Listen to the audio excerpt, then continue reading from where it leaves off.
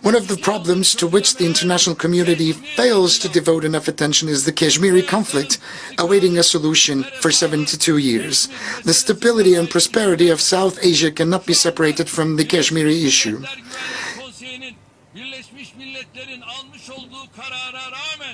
Despite the resolutions adopted by the United Nations Security Council, Kashmir is still besieged and 8 million people are still stuck in Kashmiri. They cannot get out.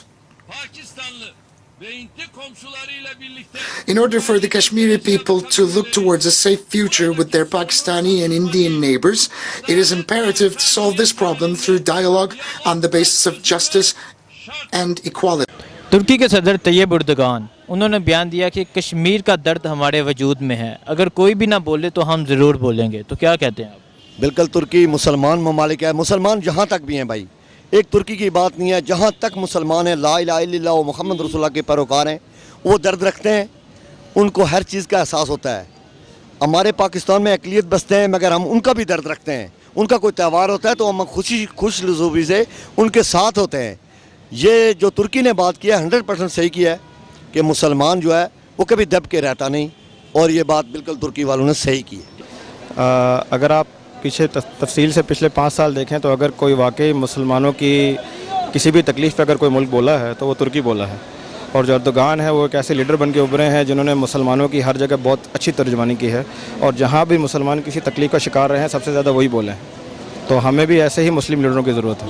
ہم ان کا شکریہ ادا کرتے ہیں دل و جان سے، اگر وہ ہمارے لیے ایسی بات کرتے ہیں تو بہت مہربانی اور نوازش ہے ان کی۔ ترکی کے صدر طیب اردگان نے کہا ہم کشمیر کا درد محسوس کرتے ہیں اور کشمیر کے معاملے میں ہم آپ کا ساتھ دیں گے، تو کیا کہتے ہیں؟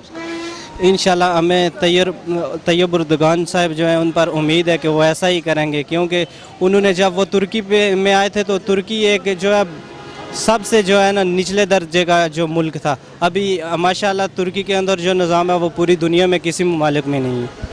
شکریہ سر۔ چلا طیب رجب خان صاحب نے بہت اچھا سوال کیا۔ دیکھیں جی، ایک مسلمان ہونے کے ناطے انہوں نے بہت اچھا پیغام دیا، پورے ملک میں پوری دنیا کے مسلمانوں کو بتایا، اور خاص طور دیکھیں انسانی کے اوپر تشدد ہو رہی ہے، لیکن نریندر مودی کو میں بار بار کہہ رہا ہوں لیکن یہ جو کشمیر میں کرفیو ہے یہ ختم کریں، اور انسانوں کے اوپر انسانوں کی طرح برتاؤ کریں، یہ جالانہ کام نہ کریں۔ مودی ایک بہت بڑا جالانہ کام کر رہا ہے، یہ انسانوں کے اوپر بڑا غلط کام کر رہا ہے، لیکن نریندر مودی صاحب جو ہیں یہ ایک انتہائی قسم کے ٹیررسٹ ہیں، بہت بڑا ایک ظالم آدمی ہے، جیسے ہٹلر ظالم تھا ایسے یہ انڈیا میں ظالم ہے۔ اور کشمیر تو ہمارا انشاءاللہ اپنا ملک ہے، کشمیر ایک کشمیریوں کا ملک ہے، کشمیر ایک جو ہے نا صرف کشمیر کے عوام کا ہے۔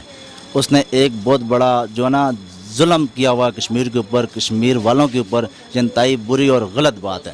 میں کہتا ہوں کہ جتنی میری عمر ہے نا، جتنا میرا تجربہ ہے، آج کے دور میں اگر میں نے کوئی لیڈر دیکھے نا، وہ طیب اردگان ہے یا ہمارا عمران خان ہے، جو ڈر کے جھجک کے بات نہیں کرتے۔ وہ یہی کہتے ہیں کہ اوپر اللہ ہے، ٹھیک ہے، اور بعد میں ہم ہیں۔ جو اپنے آپ کو نعوذ باللہ فرعون کی طرح سمجھ لیتے ہیں نا، جو زمین کے خدا اپنے آپ کو سمجھ لیتے ہیں نا، وہ نیست و نابود ہو جاتے ہیں۔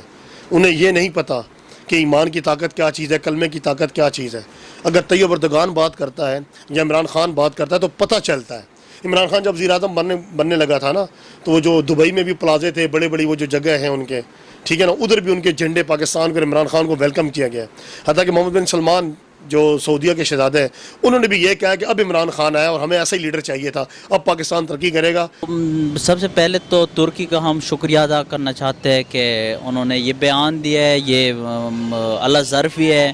ظاہری بات ہے مسلمان سارا ایک جان ہی ہے، چاہے وہ کہیں پر بھی ہو، جہاں پر بھی مسلمان پہ ظلم ہو رہا ہوتا ہے تو دوسرے مسلمان کو تو ظاہری بات ہے تکلیف تو ہوتی ہے، لیکن ہم ان کا شکریہ ادا کرتے ہیں پورے ترک بھائیوں کو۔ انشاءاللہ اس طرح ہوگا، کیونکہ وہ جب کہتے ہیں تو وہ ساتھ ہوں گے، تو جیسا پاکستانیوں کو درد ہوتا ہے تو ترک کو بھی اس طرح درد ہے، کیونکہ وہاں بھی مسلمان ہے۔ تو کیا وزیر اعظم عمران خان کشمیر کے بارے میں کچھ کر رہے ہیں؟ بالکل کر رہے ہیں، جو محنت کر رہے ہیں دن رات، وہ یہی سوچتے ہیں کہ ہم کشمیر کا مسئلہ حل کریں گے، اور ہمارا بھی اور پورا عوام کا بھی ان کے ساتھ دعائیں کہ انشاءاللہ وہ آگے کام کریں گے۔ ہو سکتا ہے جی، وہ تو دل کی بات ان کی اپنی ہے، ٹھیک ہے۔